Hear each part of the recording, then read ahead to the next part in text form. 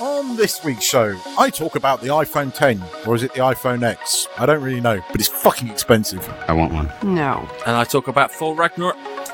It's a film. Hey! Hey! We know each other. He's a friend from work. And I talk about Kevin Spacey's little winkie. Nope, got nothing. Nada. Not going there. And stranger things are afoot for a second time. Oh, shit. Oh, shit.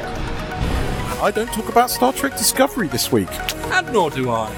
Yay! There you go, Nige. Stay tuned.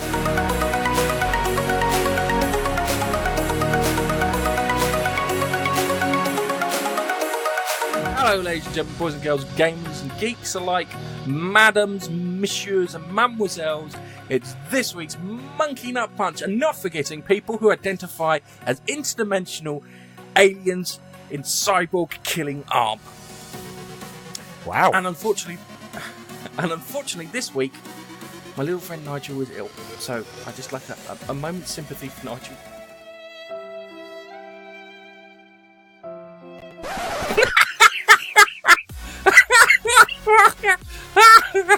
He's going to kill me when he hears that. Oh, sorry, I got a bit of a cough, just let myself off. And a man who can only be described as a garbage human. It's Keith. Hello, Keith. Hello, Gareth. What's You your know name? what that's a reference to. I know exactly what you're talking about. What's your name? Anita. Might be. Right. Anyway, let's run down let's do the rundown for this week's show. So we're going to be talking about the iPhoneX, Thor Ragnarok, Stranger Things 2, Kevin Spacey and where he puts his winkie. I want to have a quick chat about the Expanse books and then some gaming news. Okay? So, let's get on with it. So, we start off with the iPhoneX. Keith, is this an exercise on how much money can Apple swindle out of its customers? Yeah. All right, that's I done. think so. Easy. I think it is. It's interesting because this week Apple did something they don't usually do. They released the phone to a bunch of sort of YouTubers and press that they don't usually do. So they gave it to people like Apple Insider and The Verge, and they got the phone literally Monday. And the phone didn't come out till Friday. So there was a lot of videos coming online, and the most apparent thing already is that Face ID does not work so well outside unless you're holding the phone, like literally, Apple is saying 20 inches from your face, which is about 50 centimeters, which is about, it's half a meter. So, yeah. Which means that you have to really train. Not only have they no longer got a home button, and I still don't quite understand that, why they can just build a virtual one on the phone. It seems another case of Apple's obsession with design over function. Now, a good design means that it balances design with function, and Apple, for not the first time, have always got that wrong, in my opinion. They've always gone over design. You know, you look at the iPods, that stupid chrome back. You know, it was never practical. It scratched within seconds. I like chrome back. I liked the chrome back. I did. I like the It was a chrome very back. Yeah, you're right, beautiful it did. thing to look at. But it was a device that you carry around, predominantly in your pocket. How many times do you put keys in there? How many times? It was totally impractical. You could have done a stainless steel design that would have looked just as nice. Let's face it, Apple make really nice looking products. I mean, the MacBook, is a nice looking laptop, and that is a matte finish, right? That's not chrome. And they've gone and put the fucking chrome around the iPhone 10 again. And the guy on the Verge video said, within a day, look, I've got scratches. I mean, what is the point in putting something that looks like that when you're going to have to put it in a case just to protect it? I mean, you look at my bloody iPhone 7 Plus, right? I've stupidly got the jet black one. It has stayed in an Apple case ever since I got it. And I don't know if you can see this on camera, but it's scratched to high heaven. Keith, I don't want to sound rude. We're doing a fucking podcast. Yeah, I know. I'm showing no one you. Can see anything. I'm showing you, and then I'll explain it. To yes, ladies and gentlemen, It does have tons of tiny minor scratches in it. Yes, it does, and it's been in Apple's own branded bloody case since I got it. It's ridiculous, and Face ID. I mean, all along, ever since it was announced, I've been openly critical of it, and I'm still critical of it. I do not believe that facial recognition on a phone is the right way forward because it's not natural. The whole idea of having the fingerprint scanner in the home button that that was on the phone was a natural evolution because I was gonna say, you're talking about facial recognition. Have you used Windows Hello no, I haven't. on Windows 10? You haven't used it on 10? No. Because I've been looking at what do you call them? The Surface tablet things, and they've got Windows Hello on them. And I've used it on my desktop at work, and I've got a fingerprint scanner, so I don't have to remember my password. And I'm not joking; it's one of the best things ever. Yeah, the fingerprint scanner? Yeah. Yeah, you literally just rub your finger on it. But apparently, with Google Hello, they've got facial recognition along with eyeball tracking. So the idea with the Google Hello Pixel does retina. You look at it and it unlocks. Yeah. So you look at it and it goes ding and it unlocks. And if it unlocks as fast as it does with the fingerprint scanner, that's just going to be awesome. It does. It does. The videos have shown that it is very quick when you look at the phone. Yeah, I was going to say, because I don't know why they didn't build their stuff around something similar, because you've got enough technology in that top part to do infrared tracking on the eyeball, so it's literally it does infrared tracking on the face. The argument is retina versus facial tracking. The way the iPhone, I will give the iPhone 10 one thing: it's incredibly accurate. And if you watch some of these videos, you've got guys with infrared scanners, and it shows how it maps the face. It's just as accurate as the retina thing. But both of these technologies, I don't think, are as good as a fingerprint, because the fingerprint is natural. And it all accounts on the fact that these stupid Apple fanboys didn't want to put the fingerprint scanner on the back. But when you're holding the bloody phone, actually, touching the back of the phone is just as natural. But it would have meant that somebody wouldn't have gone like, people would have bitched and moaned because Apple introduced all these new gestures in the phone. And the thing that I'm afraid of is it's a future, because I really like my 7 Plus, and I'm getting an 8 Plus. I really like I like the plus size phone now, because it means I don't have to own an iPad and I can just about read everything and it's comfortable to my eyes. And that fucking notch bothers me. I mean, you look at the Google Pixel, and the Google Pixel's got that little bit, hasn't it, if I'm right in saying, or is that the Hawaii phone? One of these phones that I've seen has got a little sort of the forward-facing camera, and it has a little notch. To me, you look at the iPhone 10 and everybody's singing, dancing, going, it's the greatest phone ever. It's not the best looking phone. It isn't.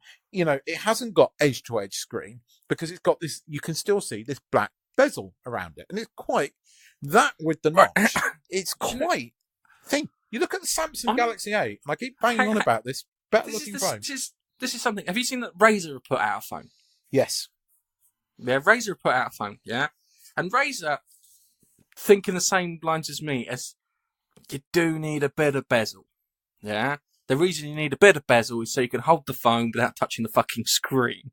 Yeah. Yeah? And I'm not a big fan of completely bezel-less phones. Now, I understand that you can have edge to edge, but the top and the bottom, I would rather have a bit of bezel on there so I can hold it without touching the screen. And that's what I'm not joking. I Galaxy know 8 is. Yeah. It isn't edge to edge. You're right. The Galaxy Edge does that. And it looks nice. It does look nice. And I just don't get what it is. I listen to these people who review phones, and they're obsessed with fucking bezel. Yeah? They are. I saw one guy, he reviewed phones. He was reviewing phones, and he was reviewing the fact that you got camera phones with 2 lenses on, yeah? So he put a bit of blue tack over one of the lenses to see if it was actually using the 2 lenses. They weren't using the fucking 2 lenses. Yeah? He was testing it. What's the point of saying it's got 2 cameras on it? It's not using 2 cameras. What's the point of putting the second camera on it? There is a rumor going around that Apple have relaxed the quality level of the FaceTime or Face ID stuff, because they were having manufacturing problems, and Apple have, of course, not denied it, but they haven't confirmed it. It's interesting. This is annoying. It's the first time I will ever say this, that I actually think that Samsung have made a much better looking phone, a much nicer phone than the iPhone. And that's the first. The iPhone 8 is a nice phone, but it's based upon a design that's, 3-4 years old. But it is nice. It feels like, I mean, the iPhone 8s have been released here and we were looking at them yesterday. I really like it with the glass back. It's a really nice feeling phone. And that's the one I'm getting. Glass like glass phone. Glass backs make phones feel so much better. Yeah, seriously, you pop a glass back it's on lovely. it, and just from a tactile sense, that's one thing I loved when I had my iPhone 4. Is that glass back on it? It just felt so nice in the hand, and that's the reason I got my Z1, which was one of my favourite phones of all time. It's because it had the glass back on it with the piano finish, and it just felt. You picked it up in your hands, and you went, "This is a phone." Oh my god, I feel manly.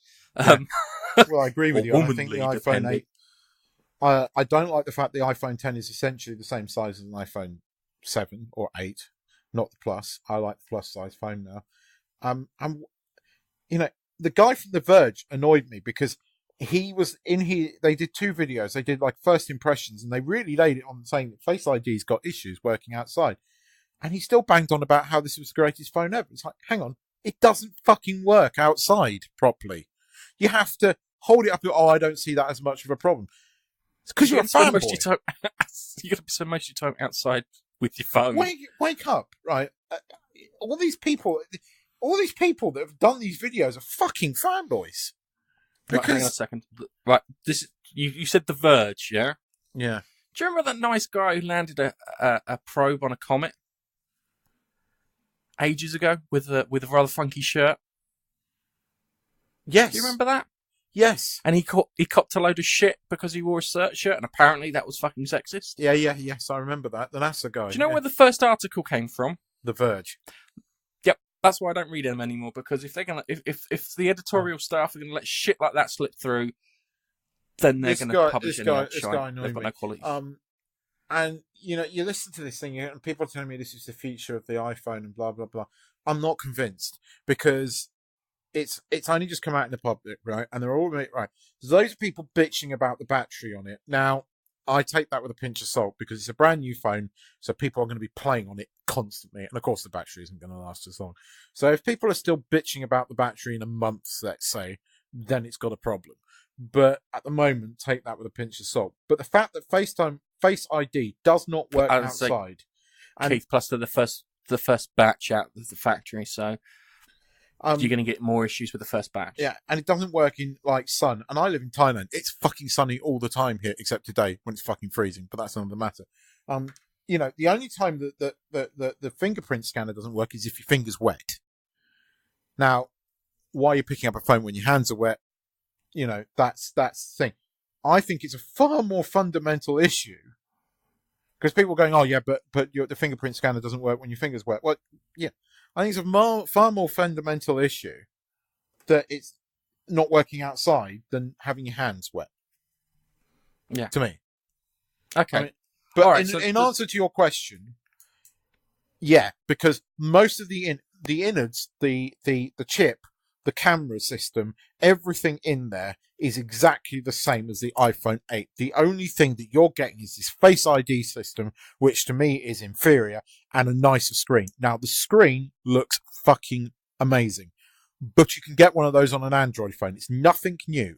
Don't let Apple fool you into this is the best new thing. Okay, Apple tend to use nicer color profiles, and the way they manage color, to me, is a better thing. But then they've been in this game for years. They are, they were basically kept in business by creative types. So if their color profiles weren't fucking good, they would have gone out of business years ago. So they should know how to manage colors. So is it the nicest screen on a phone anywhere? In my opinion, it's the nicest looking. It doesn't mean it's the best. And Okay. I'd say the same about the camera. Okay, so to summarize, yeah. It's not worth the money. No. First thing. They're testing on you. They're beta testing you. They're trying to see how much money they can squeeze out. And you're paying a premium to beta test for Apple. Yeah. So we've got the price there. We've got the silly tooth on it. The fact that the facial recognition doesn't quite work if you're outside in sunlight. and you don't have, if you've got short arms, you're fucked. You have to put it on, rest it on something and move away. And I can't remember the other fucking And ones the other thing fingerprint is that reader you on. have to be physically looking at the phone. Think how many times you pick up your phone without looking at it immediately. If you just want to do something where you're not looking at it immediately, or you just want to, like, if you're sitting on the bog and you're playing your audio books or something, which I do a lot, and I hit the fingerprint scanner, I can see the screen. I'm not looking directly at the camera of the phone because I'm not picking the damn thing up. When I'm in the shower and I want to do something, it's all of those things I'm not going to be able to do if I bought an iPhone 10. And actually, it's a big part of my life because I use the phone a lot when I'm in the shower listening to audiobooks because the only peace and quiet I get. I'm married. And Okay. it's little things that actually you don't consider but will affect you massively. I'm not buying this phone, and it is the first time I will admit that I've ever said I'm really not getting this device, and I really don't like where they're going with it. It worries me so much so that there's a part of me that really is considering going down the Android route, and that is a big thing for me. Is it? You See, know for that. me, I'm looking at getting either. My next phone's going to be the Pixel 2 or the One Plus, whatever version's out at the time. Wait So a month or two for the Pixel 2 because it's still got a lot of problems. I'm waiting till February for that. I think it So will give be me a good plenty of phone. time. I think it's been See, 'cause released too early. I was going to say that the thing that you were saying about the colours not being right is apparently that's not the actual colours on the picture.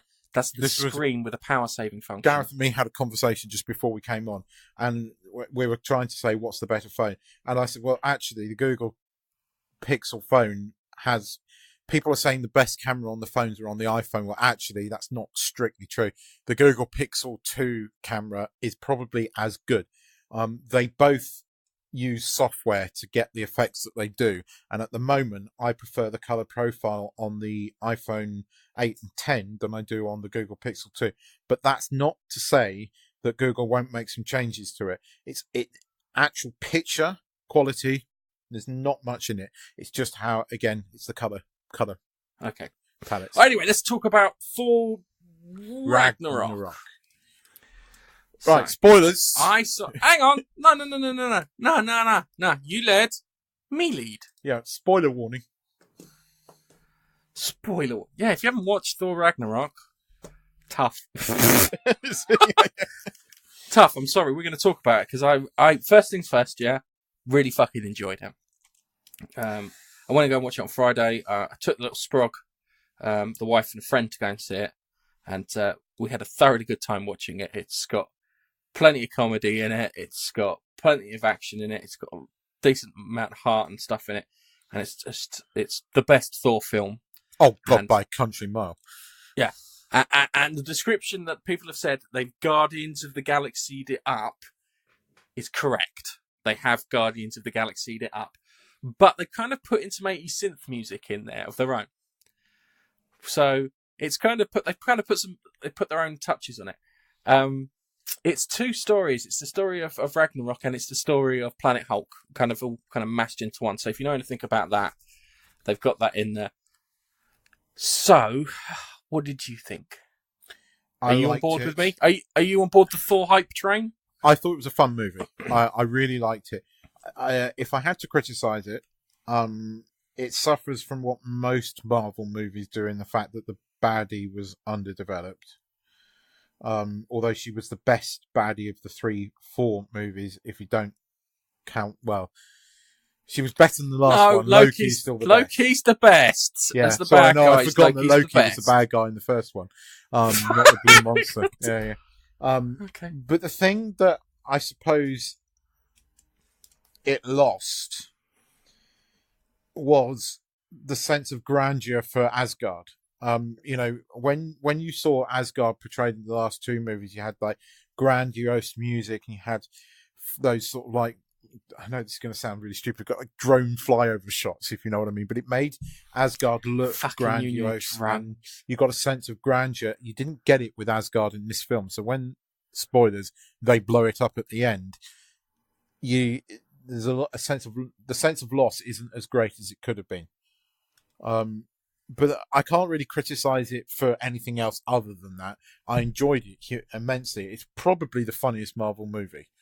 It is a comedy. It is a comedy. And they've even said it's a comedy. I mean, you cast what's his face as the stone monster, and I loved the reference when he first walked into the room and he went, "The Thing, I'm a thing," which was a reference to. It was an indirect reference because he even looked like one of the Fantastic Four. It was what do you call it? It was a Fantastic Four nod.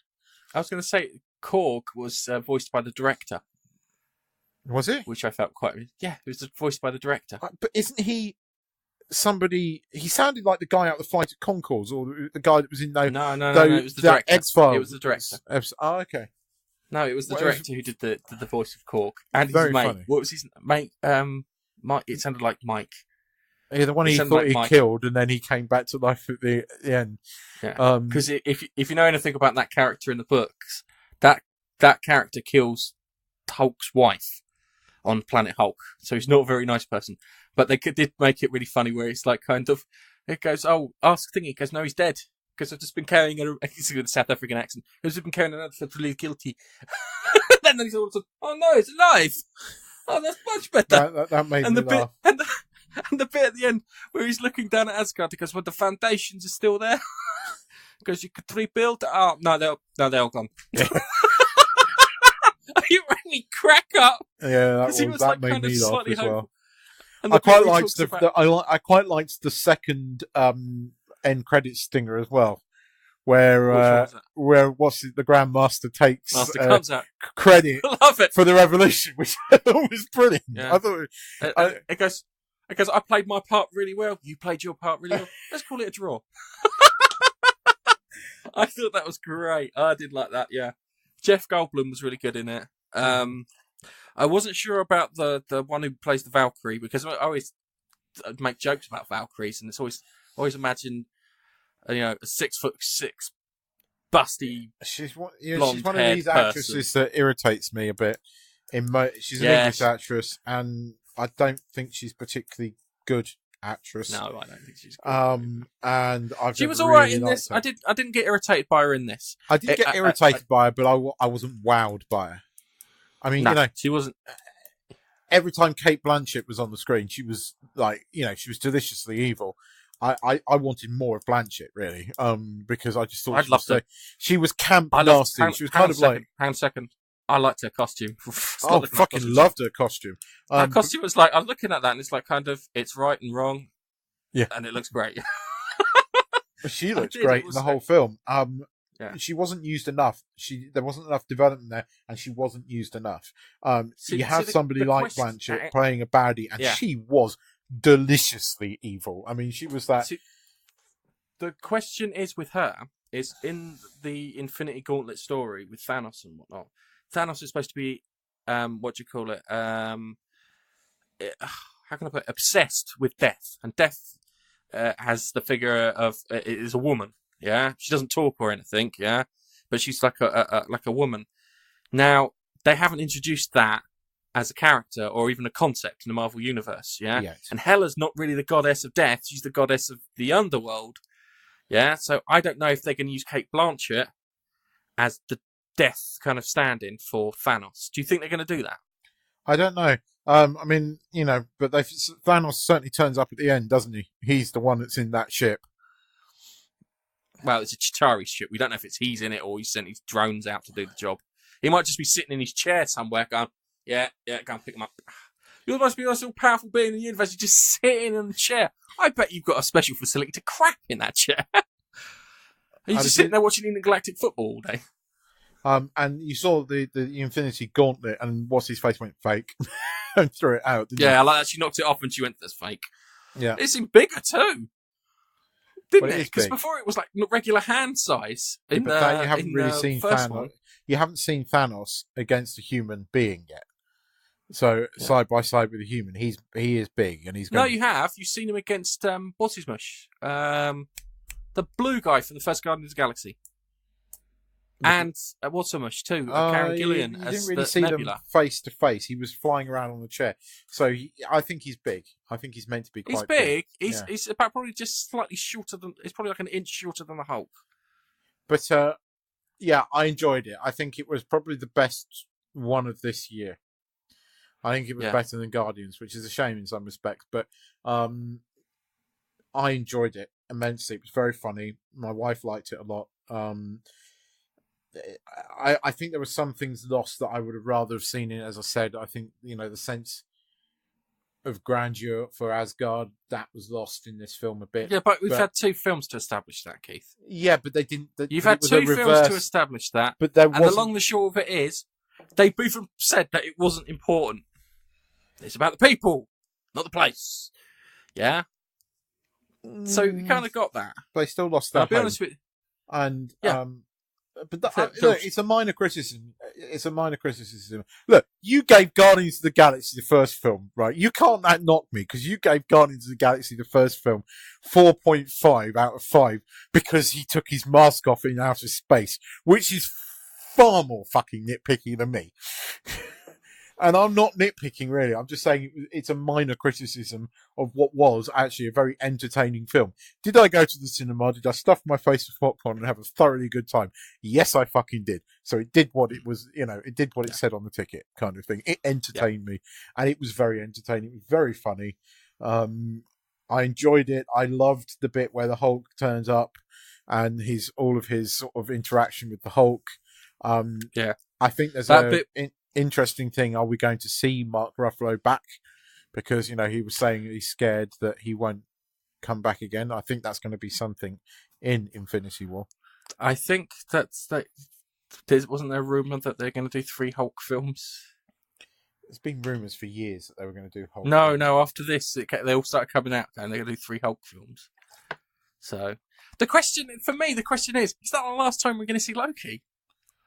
No. Because he was great in that. Yeah, he was. It was like my son loved the bit where they do. Oh, let's do the injured brother routine like that. Yeah. And it's like, no, we're not doing that. And it's like, kind of Thor's like, oh, go on, let's do it. He goes, help, he's in trouble. And then he just picks him up and lobs him into the crowd of guys. And he went, that's great, like that, because it wasn't for me.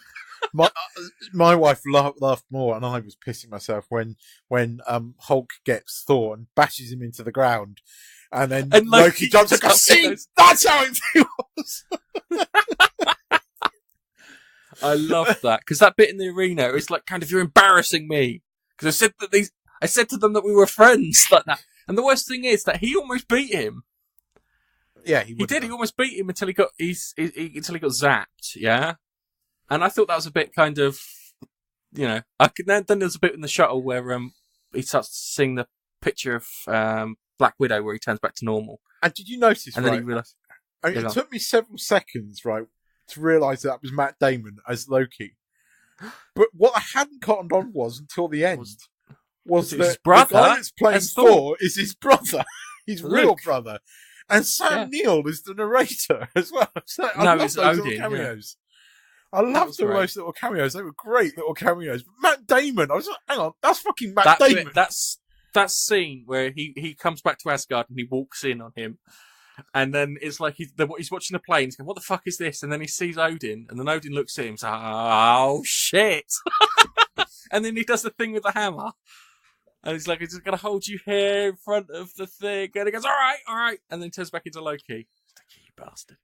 That was great. It was really good, and I can see how, because I've seen a small clip from Infinity Gauntlet, the bit where Thor hits the windshield on the Guardians of the Galaxy ship. Yeah. So I imagine something happens to the whatever cruiser they've got and gets caught by Thanos' lot. So yeah, he'll probably just get tossed out an airlock kind of thing. Yeah. But no, it was the best one of this year. We've still got Black Panther before. It's 3 Marvel films next year. Yes. Okay, that's fine, because I was working it out. It's like kind of, and they're all in the summer, before the summer, and then you've got a long wait. So you've got in February you've got Black Panther, which I'm looking forward to. The fucking second trailer made it look awesome. And then you've got Infinity War, and then you've got Ant-Man and the Wasp. Haven't you got Infinity War Part 2? 2019. There's a year gap between them. which is weird because they're still How are they gonna do a filming. film? They're filming it now. How's your Yeah, film how are they between- going to do a film in between?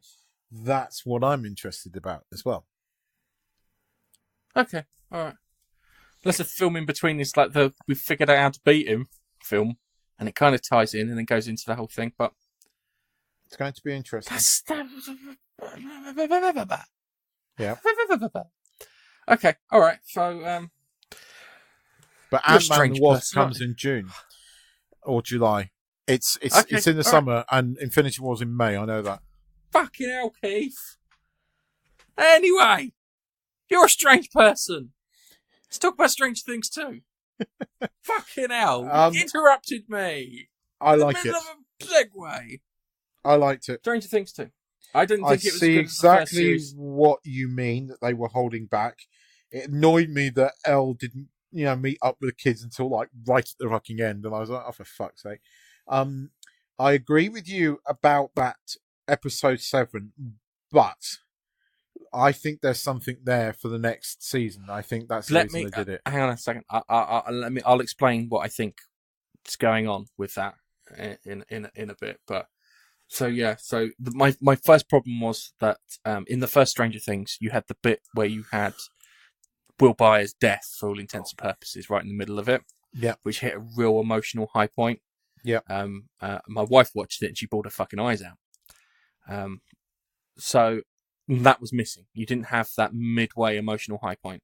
Not quite, but there was an emotional point where she goes to meet with Barb's parents, and then the bit where they know they're going to get them back for Barb's death. That was quite a payoff. That was nice.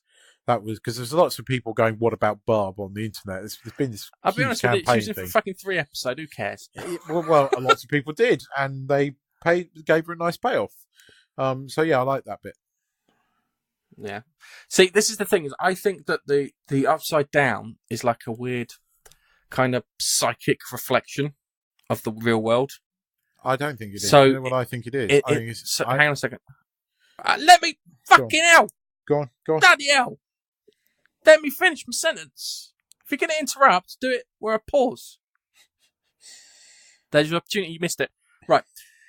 So I think it's like a psychic reflection. I think in the first thing of Stranger Things, when the crack was open between the two realms, yeah, you had the Demogorgon, and the Demogorgon was a reflection of 11.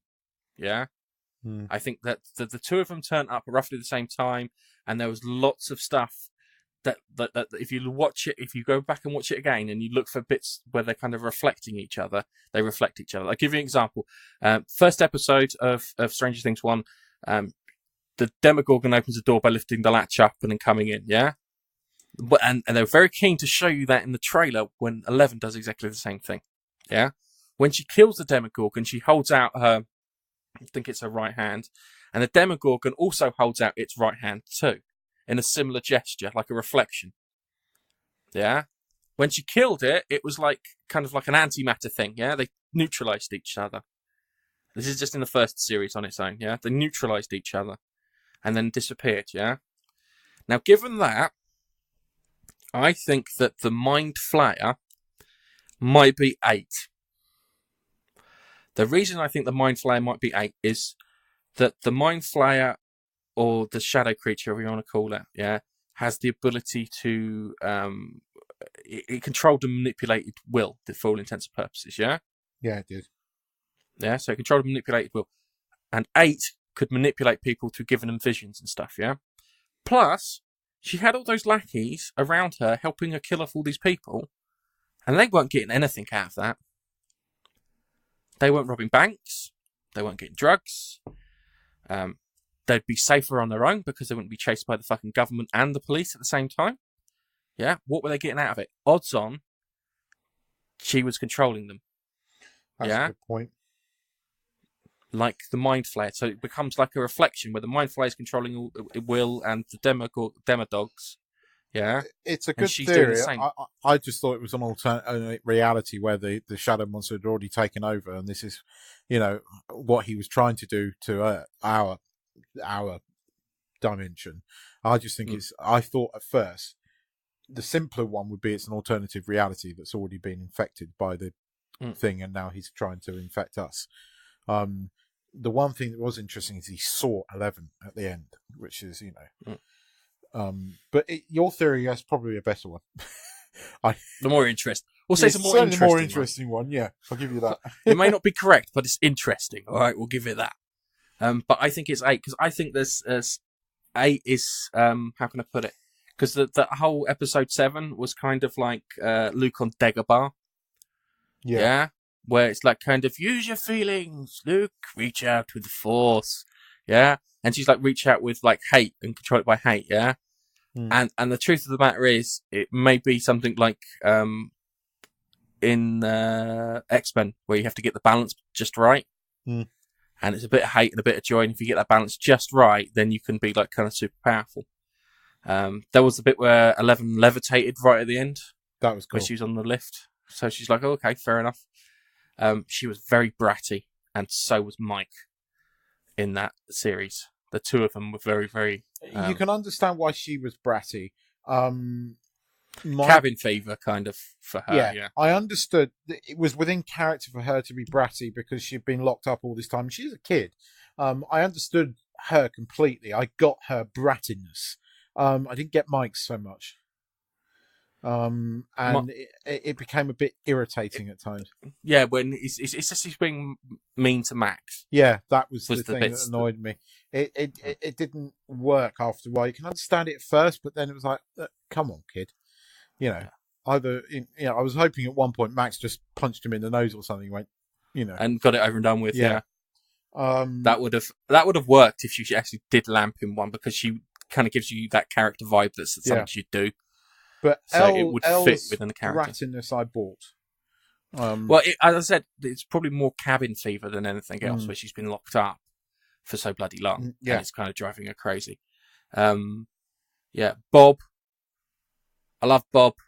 I liked Bob. I was gutted when he died. It's like he was there and he was like kind of, right, I've got the computer system rebooted. If I turn the sprinklers on, they don't like water, so that'll help me. So he turned the sprinklers on, he started running and everything. He got to the lobby and he made the mistake of pausing. Yeah. Yeah, and it was like, why did you pause, you fucking idiot? And then he got it. And I was so annoyed because the moment I met Bob's character, I looked at him and I went, he's just there to die. He's there to die and pull at your heartstrings. And I didn't like that because I genuinely liked Bob. Bob was nice. He was a little bit of a buffoon, and he was a little bit uncool, but his heart was so in the right place, if that makes sense. Yes. Yeah, his heart was such in the right place. He was trying to help Will, even though he couldn't. Yeah, he was trying to be nice to Thingy. He wasn't an arsehole, considering Joy's other fucking husband in the first series was an absolute arsehole. Yeah, he only turned up when he thought he could get some fucking money out of it. Yeah, and seeing Bob and that, and I was just like, okay, I get the fact that I don't think Joy loved him. Wasn't in love with him, but she loved him, if that made sense. Yeah.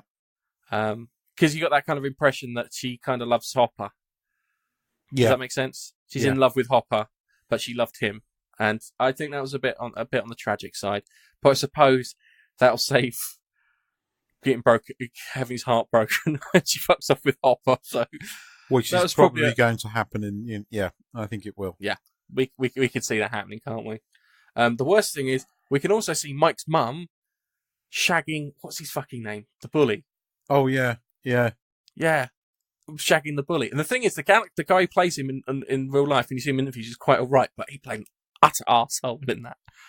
And you didn't get why he was an arsehole until you saw his father. Yeah, until you saw his father. And then you went, makes sense. Yeah. Totally. But he played a really good fucking arsehole. You really wanted him to get it, and it was quite a shame they didn't. That's another thing I think they fucking held back on. See, what I didn't want to see him want to get, I wanted to see Steve knock him the fuck out and then cut off his stupid fucking mullet. That mullet bothered me. Yeah. That mullet bothered me. He looked like he's in the Scorpions, the band. So bad. But yeah, he was, dude, he was that, and he was horrible to his fucking sister. Max, I like the Max character. Took 2 episodes to grow on me. I'll be honest with you. She took 2 episodes to grow on me, and then when she kind of went bought into everything, and Lucas trying to bring her into the fold and everything, and I like the fact that Lucas had better arc this season than he did last season, because he was kind of last season he was the cynic, he was the person trying to keep it real, and annoyingly, because you got to see everything else, he didn't make any sense. But if you know that you didn't see everything else, he was making perfect sense. And that was one thing I kind of liked him, because he was like the voice of reason in the group. But this season, he was the guy going after the ginger kid, trying to get with the ginger kid, and then the little kind of competition between him and Dustin. Yeah. And then you got Dustin and Steve, which was the best fucking pairing in the entire series. Oh, what a team up! That was a brilliant team up. It was absolutely fucking brilliant. I can see why they had that little scene at the end of the trailer, the final trailer, because we've still got the baseball bat with the nails, and he went, yeah, and then you see him, pull it out, because Dustin went through, how can I put it, a Gremlins storyline. He did. He went through the Gremlins storyline. He discovered like a mogwai for all intents and purposes. He did it, and all of a sudden he fed it too much, and it ate his cat. And then it turned into this thing off down into the basement. The worst thing is there was a bit where they could have, the science teacher, I think, needs to be brought in amongst the group. Because the science teacher, they were going to show the science teacher the thing that he got. And I thought, if they do that, the science teacher's dead. And they didn't. And Mike rushed in and went, no, don't do it. And it was like, okay, fair enough. So they didn't. And it's like, why? And it's like, kind of, well, it could be dangerous, blah, blah, blah. I know Dusty's name. I can't remember the name of the other kid, the one that ends up with the ginger. What's his name again? Lucas. His sister's a little git. She was funny. She was a right little bitch, but she was funny. She's a right little cat. She's like kind of, she goes, you're a nerd. He goes, that's why you only hang out with boys. Like that. And they picked the little girl who plays her, they picked someone who got some great facial expressions. Because if she was my sister, she'd be fucking winding me up too. She's fantastic. That was great. I love that, yeah. They've cast this extremely well. These kids are not irritating. I mean, okay, Mike's behaviour was a bit, but as actors, you get really, the voice is great on you. Anakin Skywalker, Phantom Menace.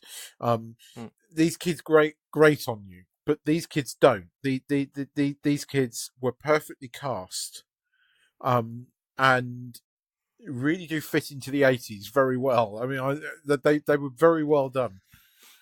And I mean, I love Dustin. Dustin, I think he's great. I love the fact that Dustin and Steve bit was my favourite bit from the season. And I love the fact that he swears, and it's like the 80s movies again. Because you watch Goonies on the TV these days, all the swearing's cut out. But actually, if you watch the original cinematic version of the Goonies, they swear a lot.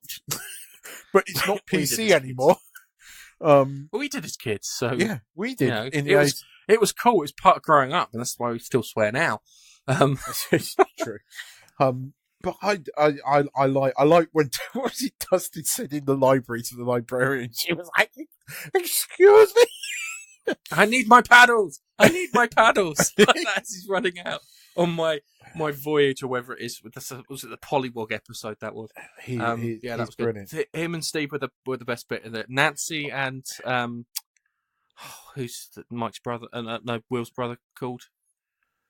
Because Will's brother was pretty much a fucking non-event entity in this. He was just like nice at the beginning and then disappeared. And Nancy pretty much did everything towards the end. Yeah, he kind of didn't play a huge part this time round, did he? You heard about the actor who plays him. Went to the premiere and got busted for cocaine. Yeah, I heard that. I also heard that he's going out with the person who plays Nancy too. Oh, good on him. But that makes sense why they're together in the bloody thing like it is. Yeah, I mean, they were underused people. I still would have liked Elle to have met up with the kids earlier on, but only because Did you hear, apparently, in the original draft of the scripts, they didn't meet up until the snowball? And they turned around and went, no, that's going to drive people fucking crazy. The snowball bit at the end, I loved. That was a brilliant ending. Yes. Yeah, where they all kind of got Lucas, he got together with Max, and Mike got together with 11, and Destin, he tried, yeah? Steve helped him out. He tried.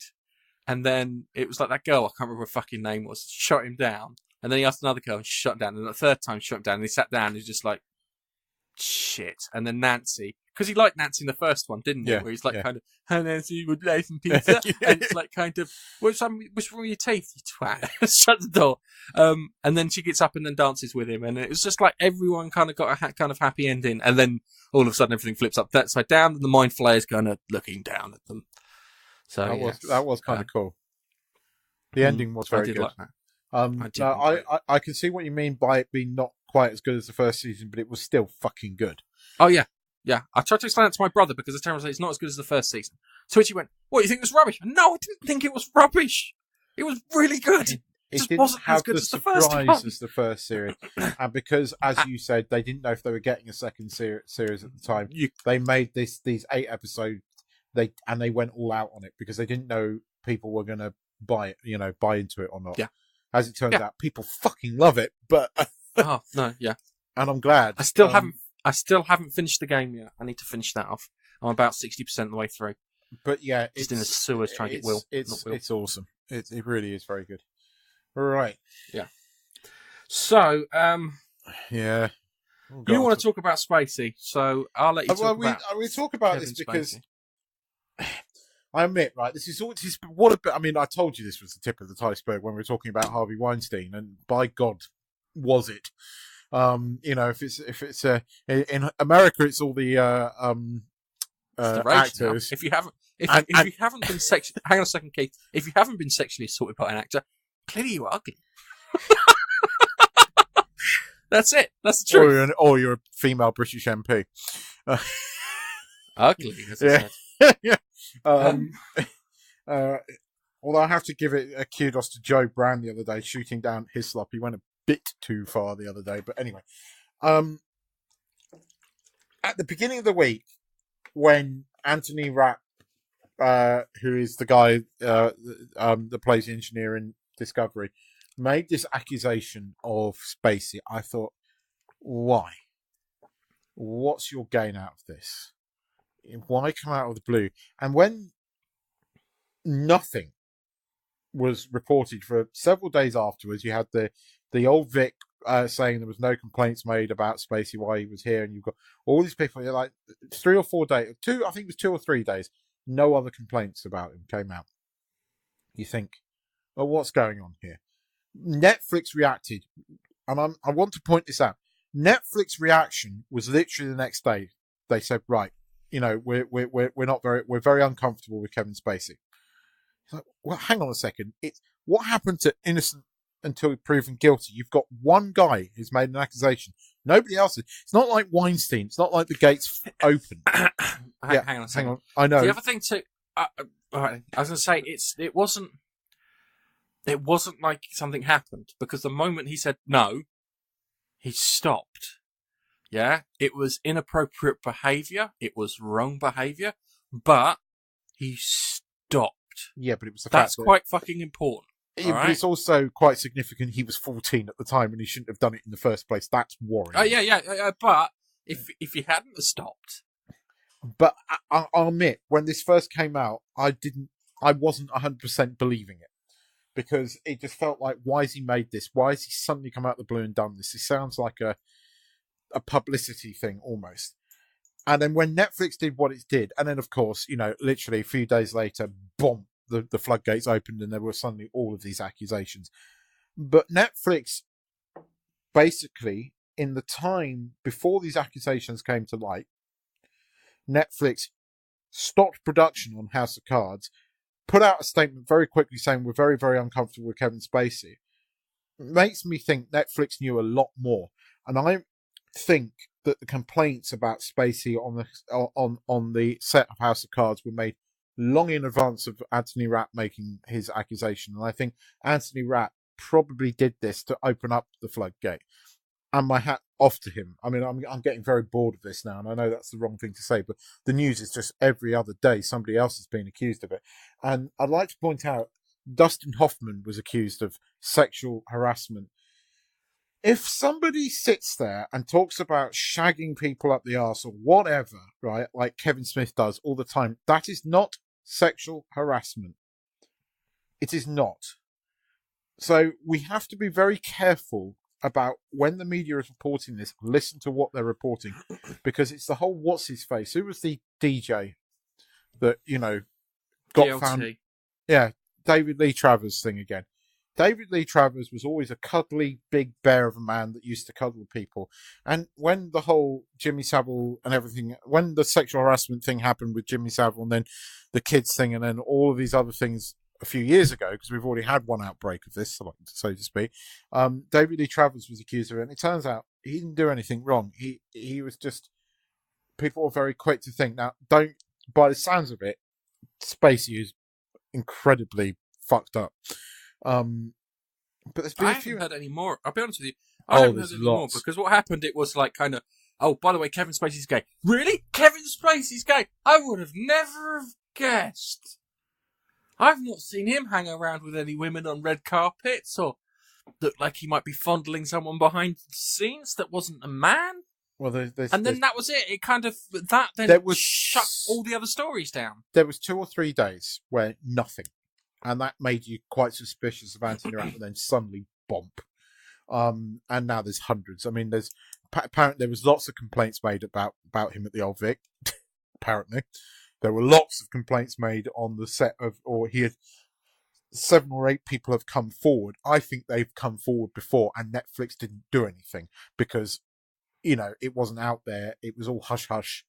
And now that it's come out, now Netflix are trying to save themselves. So I actually think Netflix have known about this for a very long time by their reaction and how quick they were to react.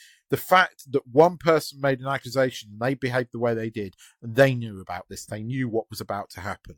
So they knew in advance. Keith, I told you about this before. Everyone in Hollywood knows this shit. Yeah.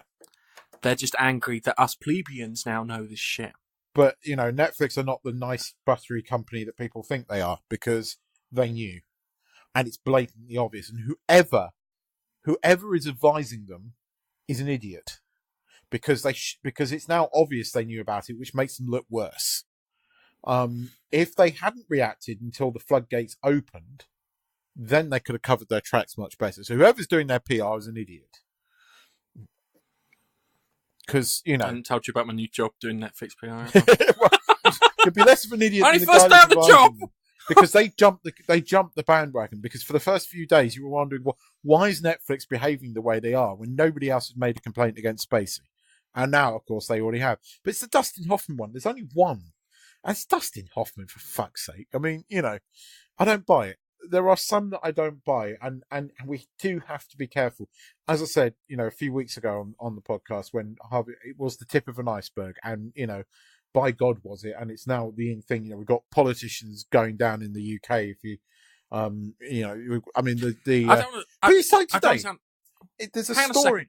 Keith. Yeah. I don't sound rude or anything. Yeah, we've had fucking political sex scandals since I can remember. Yeah, but not quite like this.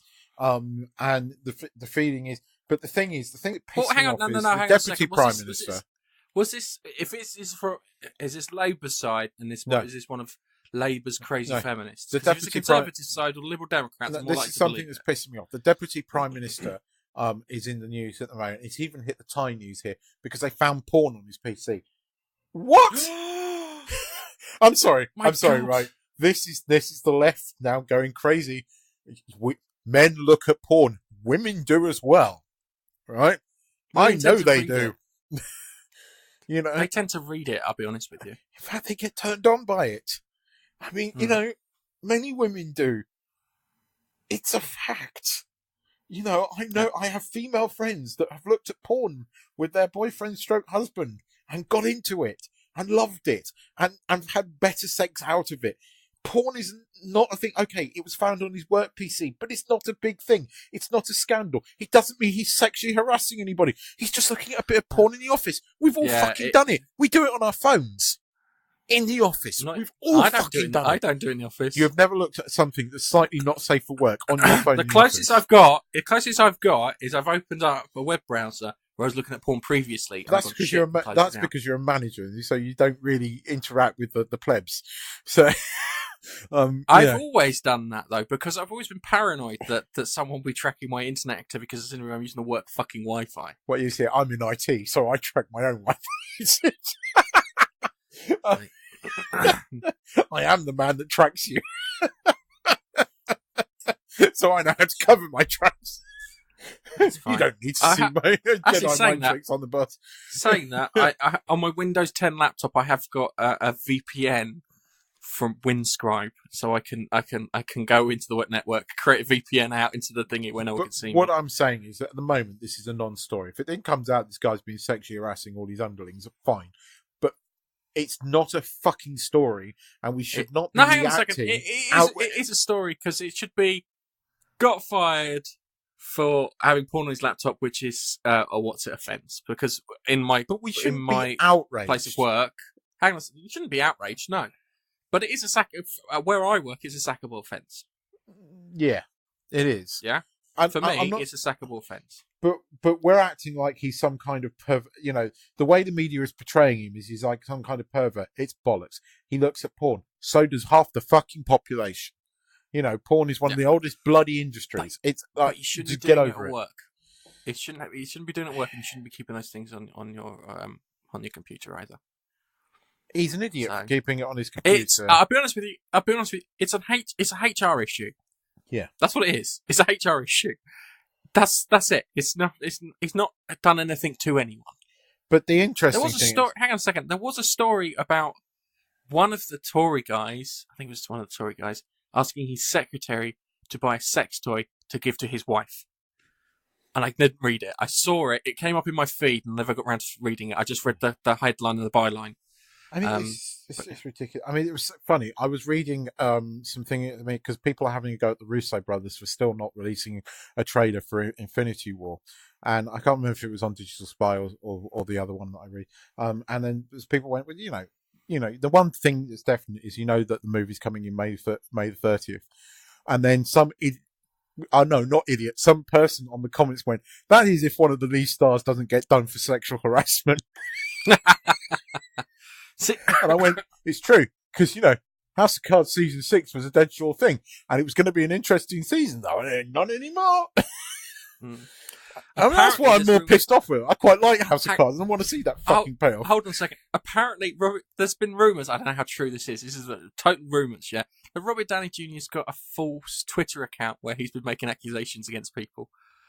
Yeah, but he's the kind of bloke that would. He's the kind of bloke that would wind the situation up a bit. Yeah, but I don't think that's the case because remember, Robert Downey Jr. was, but he was busted for drugs and stuff, and pretty much written off by a lot of these people. So if he's feeling petty, there's a chance there because that has a little ring of truth in it. I don't know. We'll probably find out in 6 months' time, and then we'll go, Keith, do you remember that story I told you about Robert Downey Jr.? And you'll go, no. But and I go, Nigel, do you remember it? And Nigel will go, definitely no. It is interesting how you're absolutely right. People were aware this has been going on, and it should be coming out. And I am getting, every day there's a new story about it, and I'm guilty of going, oh, this is getting boring now. But it is important. I still maintain my stance on the fact that anybody that knew about this, including the victims, whether it is PC to say this or not, are slightly culpable in a cover-up. I don't care how non-PC it is. They are. I don't say that they're wrong. I'm not saying they're bad people. I understand their motivations. But when people criticize them for not coming forward, do not shoot these people. Do not have a go at these people because they're right. Whether you like it or not, whether it's the right thing, the left thing, the populist thing to say, whether I'm going to lose listeners to this podcast because I'm saying it's a fact, right? Now, these people might have been in impossible situations, and I understand that. There are some people that think... Keith, it comes to this, yeah? Do you touch Harvey Weinstein's winkie for $26 million? Now, I know that they have tested psychologically what is the limit that people will do anything at, and it's $6 million, yeah? So I have no idea how they fucking did that. Must have been the most expensive research ever to do. Hang on a second. If people will do anything for $6 million, what will they do for 26? What will they do for 100 million? Yeah. And if that's the case, yeah, they didn't want to miss out on this. And I'd also like they were thinking otherwise. They were thinking about the careers. They were thinking about all of this, And and they were that's the paying the point. piper. But that's the point, right? This is something, again, the media don't discuss. They were talking about trying to protect their careers. Their careers, they make more money, working in a year than we do sometimes in a lifetime. Let's get this into perspective. These actors and actresses, a lot of them, not all of them, but a lot of them, like Gwyneth Paltrow and people who all said, "Oh, I was scared about my career." When these alleged things happen, because they're still alleged until they're, things happen, they'd already made enough money to buy up their house and set for life. They could go and work in a bloody diner or something and have a house set up for life, which is a lot more than most people do today. So protecting your career is a little, in most cases, not all cases, a little bit self-indulgent, because you make huge amounts of money, so you might have destroyed your career, but it wouldn't have been like you were, Destroying not already your life. destroying your life. You were set for life. You bought a house. You own a house mortgage free. Just stop living your lavish lifestyles. But they want all of that. They do. This is the thing that gets me. When Hollywood and celebrities preach morality to you. It really it genuinely winds me up now, because as I said before, I now see them as the kind of priesthood. Yeah, they are like these moral arbiters. They've turned into the church, and I'm an atheist, so I don't fucking like the church. Yeah, and having these people preach at you saying, "Oh, you should be doing this and you should be doing that," and it's like kind of, "Oh, you should be combating global warming," even though I've got 6 houses with all the heating on, the heat swimming pool on. Oh, and I fly my Learjet every fucking weekend, along with my car with a fucking 8-litre engine. All right, and I'm not only supposed to fill my kettle up halfway. It is worth pointing out, though, before that some of the cases here have been people on the crew who aren't set for life and who probably were scared for their careers. So in some cases that isn't true, but in the majority of cases where people are saying, "Why didn't you come forward?" and they are getting attacked for it because of these, by other actors and people and celebrities, it is worth pointing out that it's not quite the same thing as the members of the crew. The members of the crew are the ones I have the most sympathy for, because those people were genuinely unable to come forward. But plus the big those name bastards actresses don't moralise at me. And you look at how Rose McGowan, who's been so vocal on Twitter, and how she utterly attacked James Corden for the jokes he made about Jaime Wine. She was positively, vindictively vicious. Didn't Less she sympathy get for some her now. drug? Hang on a second. She got kicked off Twitter for a few hours. No, but didn't she get arrested for drugs charges of sorts? Probably, I can't remember. But and then Corey, what she called James. And then Corden. there was Corey Feldman, who was trying to expose the paedophiles for $10 million, which doesn't seem fucking right. It seems like a fucking scam. And he got arrested for drugs charges too, roughly the same time. Seems a little fucking suspicious for the timing. It's 2, not 3. So see these big name actresses saying I was scared of my career and stuff like that. Jennifer Lawrence was interesting because she put out a story when at the beginning of her career. So again, I can understand why she did it, where she was forced to stand in a naked lineup, and she's now come forward about this. When at the beginning of their careers, I get it, again. But as I said, some of these actresses and actors were already well-known actresses when this happened. So I was scared for my career. I don't buy it as much. I have less sympathy for it. It's more, I have more sympathy for the MPs that supposedly have had these lewd comments. Although I say I have more sympathy if it's true. Not entirely sure, because I don't trust any MP. As far as I can throw them. So, there's a danger of it being politicised over here. But there is a definite movement at the moment. And as I said, I think we're going to see more big names fall. I think, Kevin Spacey is, was a shock, but I don't think he's going to be the only one. Yeah. Oh, by the way, Anita, what's her fart? Sexual harassment. Kevin Spacey. Sexually harassing men. Just want to point that one out. And all those YouTube wankers that believe that only sexual harassment can happen by men to other women. No, it can happen men on men, and it can happen with women on men as well, but those are never politicized. Just pointing that one out as well. Yes. Anyway, That does gaming wind me up news. where there's double standards. It has to be. It has to go. It has to be a two-way street always. I want to talk about the Expanse books. Yes. The reason I want to talk about the Expanse books is I've run out of Expanse books. It's annoying. Are they writing any more? And it is really annoying. You've got another one for December.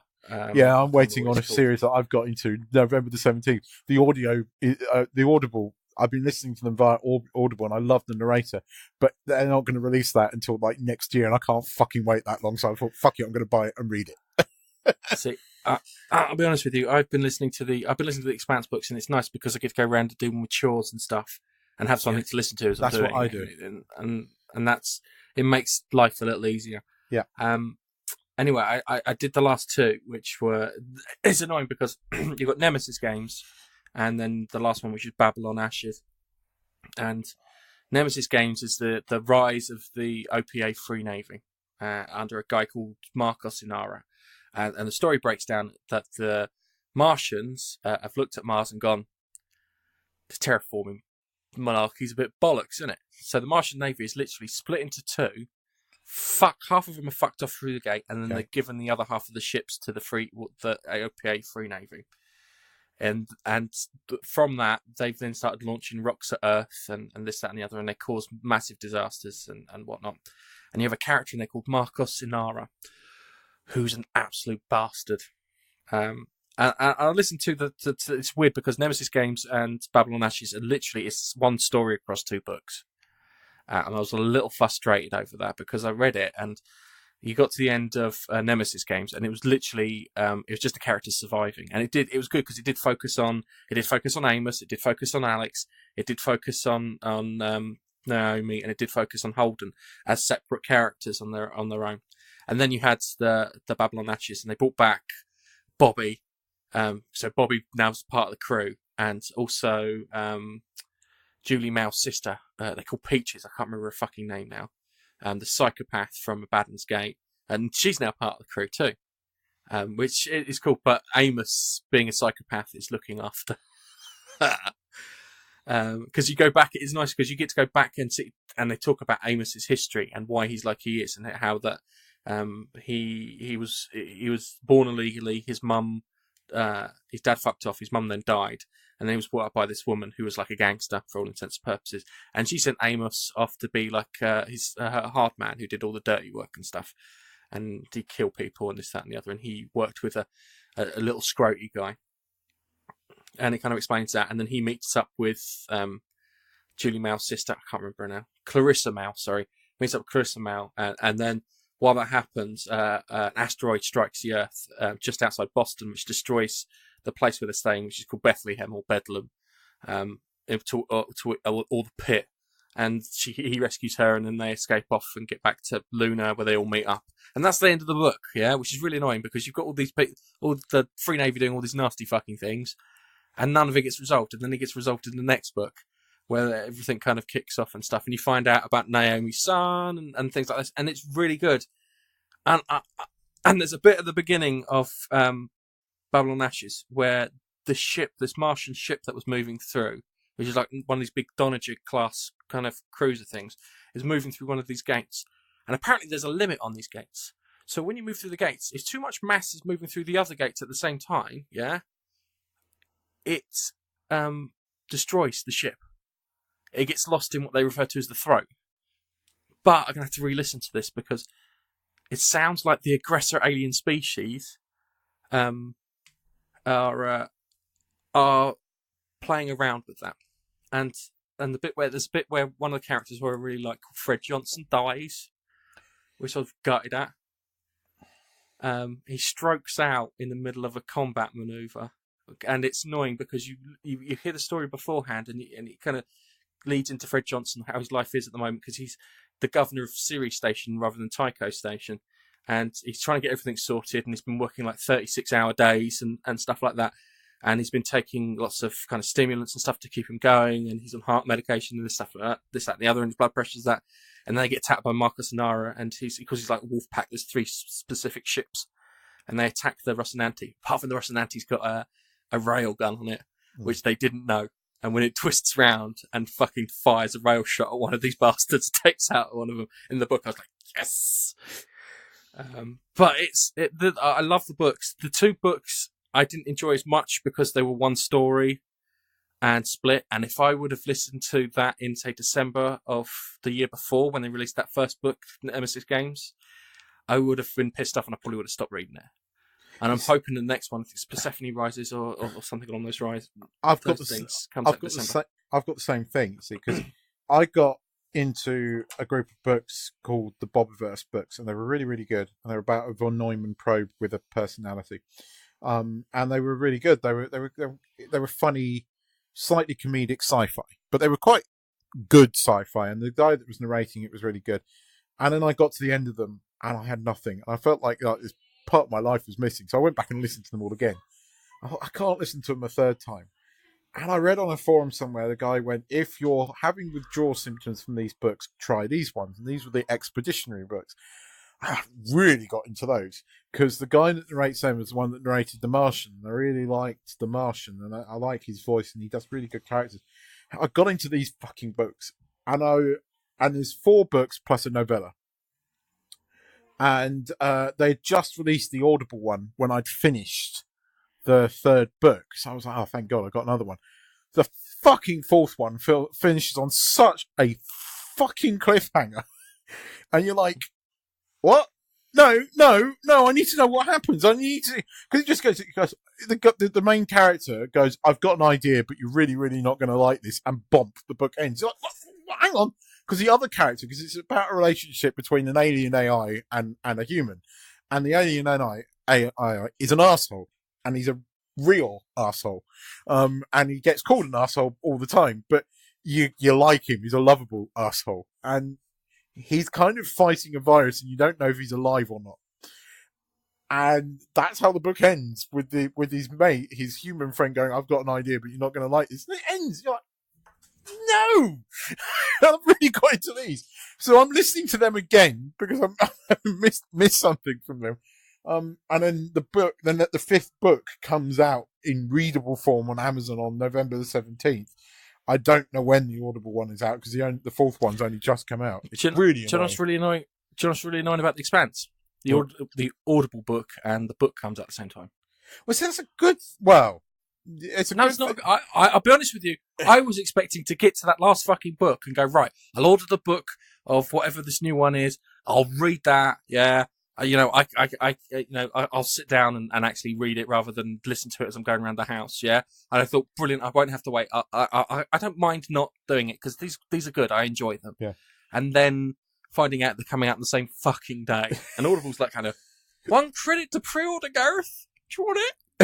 I know you want it. Fucking wind me up. Every time I log into the Audible shop, it's first fucking thing on my list. Oh, that's coming out soon. You like that? God, touch it. Yeah, I know exactly what you fucking mean. Oh Yeah. dear. Anyway, we should. I know your pain. And I have been in and out of the Expanse series, so I'll probably come back into that. But now I know that I'll wait. I'll wait until that next one's out because it's a cliffhanger. I know I'll be as pissed as you are. Well, the other ones is the Nemesis. The cliffhanger's that was not a cliffhanger. It's just unresolved at the end of Nemesis. Yeah, I know what you mean. Yeah. I do think the fact that they've done a TV series has kind of impaired them from doing the books a bit. The TV series is because they're definitely more serialized before when they were more contained stories before that. And you could read one on its own, where these two have to read. The TV series is awesome. TV is one of the best TV series, and I'm worried that it's going to get cancelled after Dark Matter got cancelled. No. I don't think it is. It's got quite good for you. I think it's got quite good ratings.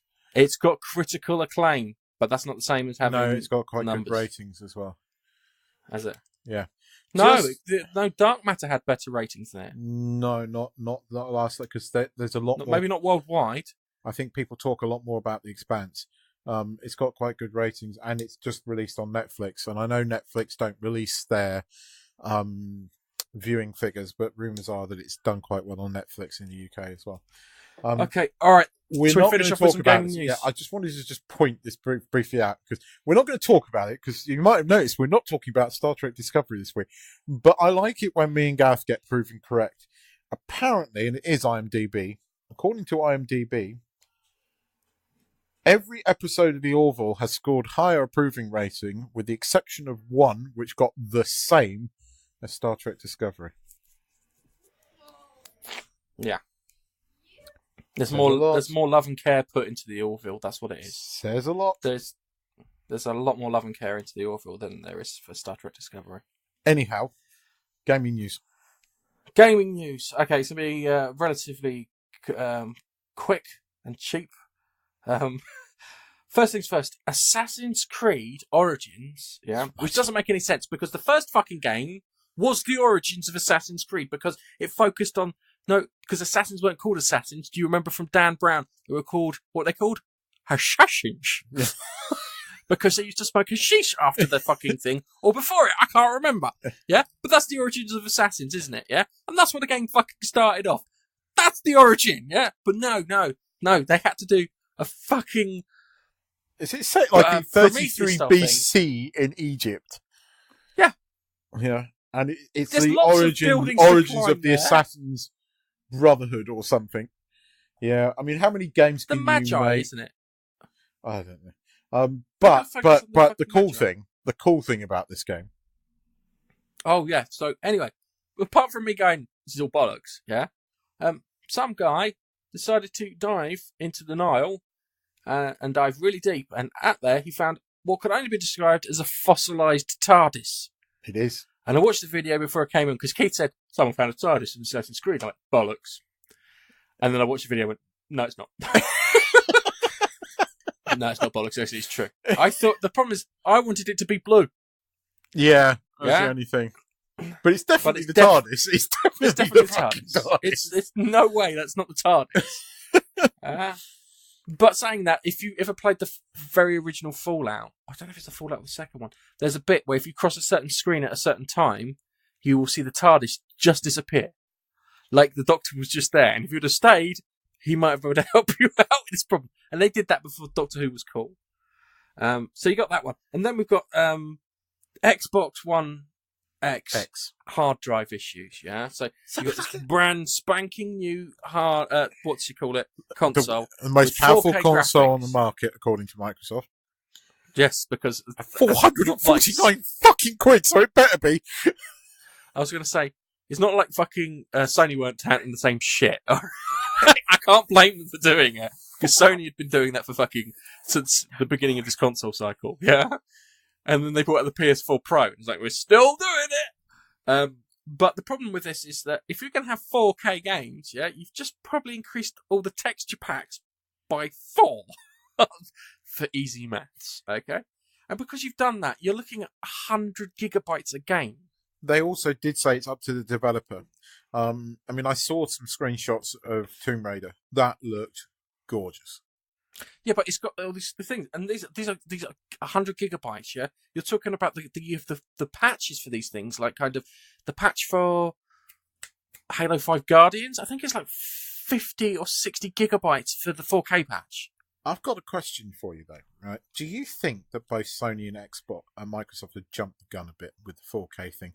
Because I know 4K is the buzz thing. I mean, you know, all these fucking drone videos I've been watching recently, people bitching and moaning that the Spark. Oh, doesn't the do drone 4K. videos, Hanky. No. But I'm saying, I'm using it as a context because who owns a 4K TV?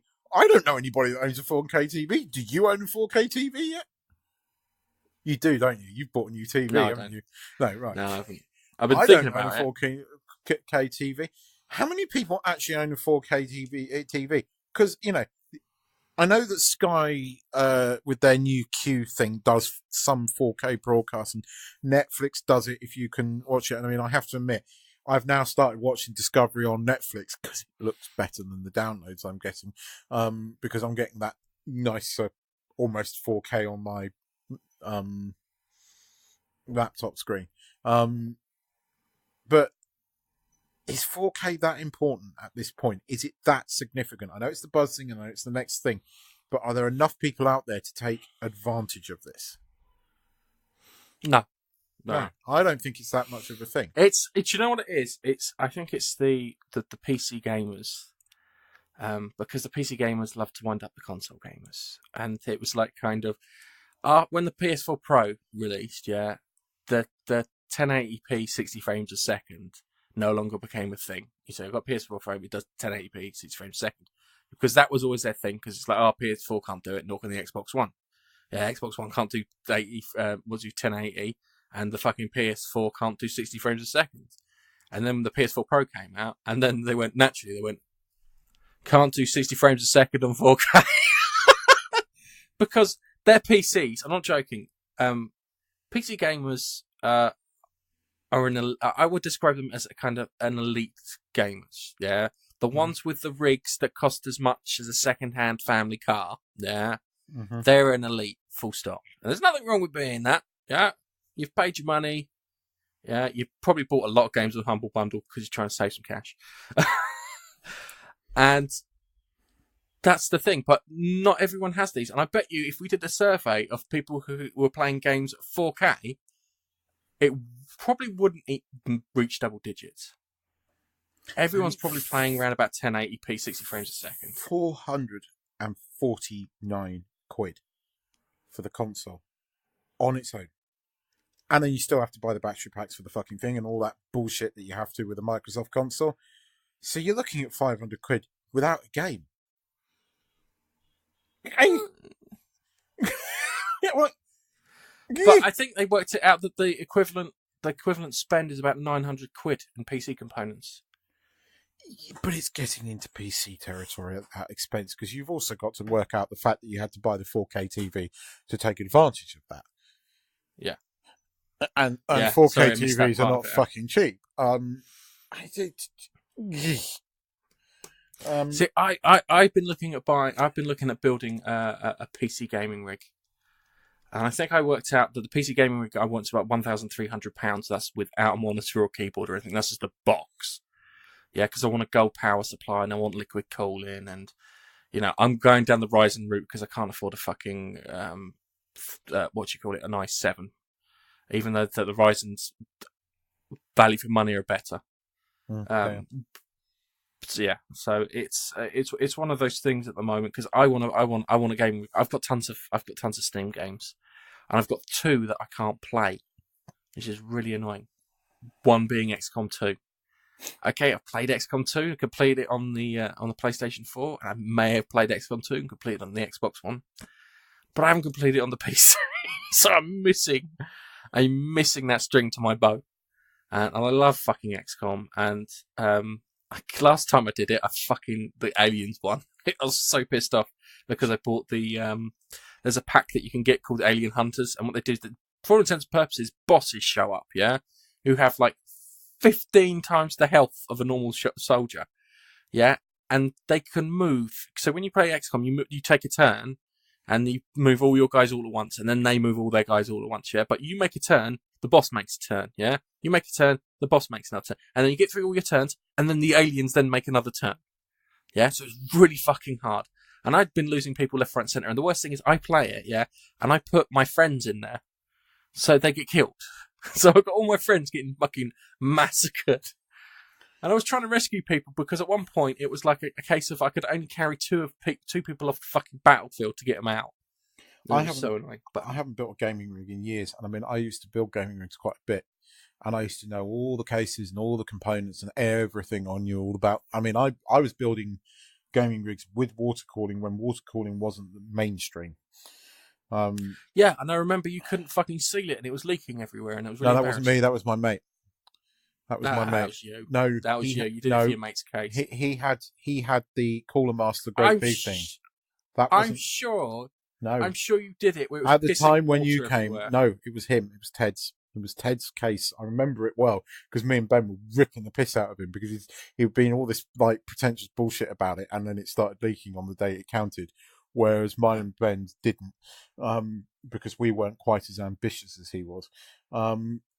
No, it wasn't my case. I've never had a leak in the time that I did it.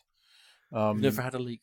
I've had tons of leaks. But I don't know. I wouldn't even know where to start now because I know it's come on a fucking long way since then. I've had to spend the last 3 months refamiliarizing myself with them to the point I was looking at getting because you've got ATX, micro ATX, and I think it's iATX or something along those lines. which are like super small boards, which you can put in super small cases. And I was looking at that going, oh, I could do that. I could make it really super small. And yeah, because it still fits a graphics card in there. So I'm not gonna put a bridge in there for a graphics card. I'll just spend a lot of money on getting one really good graphics card rather than spending a fortune getting two. And the second one never seems to work in benchmarks. When I see it, it does like fuck all. You'd expect it to double, but it adds on like 10%. Depends. Windows 10 now has far better support for NVIDIA cards in an SLI stack. And you can get 10. And the great thing is they're giving fucking Windows 10 keys away for like 10 if you shop right for them. I mean, if you're building gaming rigs, you obviously put 10 on it. But these days, SLI makes more sense. Have a look at the comparisons, because you might find that two mid-range graphics cards perform far fucking better, and you can get them. Linus Tech Tips. I'm a big fan of Linus Tech Tips, and they do lots of that. And then Digital Foundry. Yeah, these people are boring and dull, but never wrong. Right, fair enough. That's why they're boring and dull. And the guy on it is like this middle-aged guy, and he's like kind of, you've been trying to test, and he's got a slight lisp to it. He talks. I was going to go South African then. Anyway, let's talk about some nice news. PlayStation Plus games. Worms Battleground. Oh, what? Sounds really? like fun. Worms Battleground on PlayStation Plus. Oh, fuck! I'm downloading that. Okay, that's November. So that's I think it's the 8th of November for that. Awesome. I couldn't remember. I didn't write the date down. For any Worms game. I always used to say the Worms games were therapy. Especially if you had a really fucking bad day at work and you came back and you just fucking blew the shit out of everything.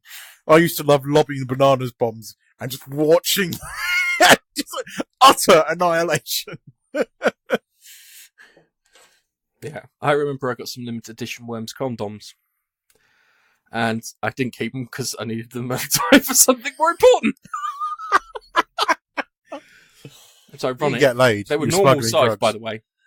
Normal size, by the way. No, I said you didn't get laid. You were smuggling drugs. No, I got laid. Well happy. And then there's a game called Bound, which is an indie title, which looks a bit like Gravity Rush, right, which I played on the Vita. But it also has PSVR compatibility, so I imagine you can play the game and look down on it, because it's like a third-person thing. I haven't seen too much on that, but as I said, it looks like Gravity Rush. And this is really cool for anyone who's got VR. Until Dawn, A Rush of Blood. I've got VR, so I'm fucking downloading that. It's going to be one of the games. That's You is still available, which is really great. And there's a game called Dungeon Punks, which is a PS4, PSV cross-compatibility one, which looks like a dungeon kind of crawler thing with like health bars and all that shit. If Nigel here would fucking correct me and get it right. But he's not here, so... So yeah, so that's what's happening on PlayStation Plus, which is cool, which is very cool. And on that note, I mean, it's time we wrap this fucker up and put a bow on it. Yeah. I'm falling asleep here, and it's not because you're boring me. It's because it's 11:30 at night. No, midnight. I've got to get up and mix this shit down in the morning. 6 minutes to midnight. I've got to get up and mix this shit down and do a full day's work. Right. I have to also inform you that we have a meeting after this. Yeah, I know. Goodbye, people. Thank you for downloading and listening. And well done for getting to the end of it. Take care. If you got to the end of it, send us a message and we'll send you one back. Yes. Saying thank you. Or Keith sucks. Yeah. Something along those lines. So, thanks for listening, and we will catch you in the next podcast. Have a good week. Bye-bye.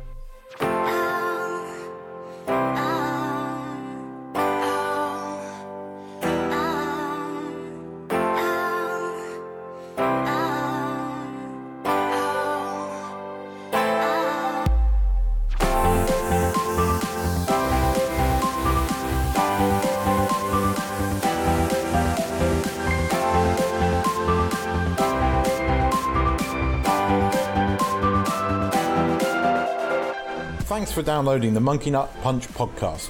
You can follow us on Twitter @Monkey Nut Punch. You can also find us on Facebook, facebook.com/Monkey Nut Punch.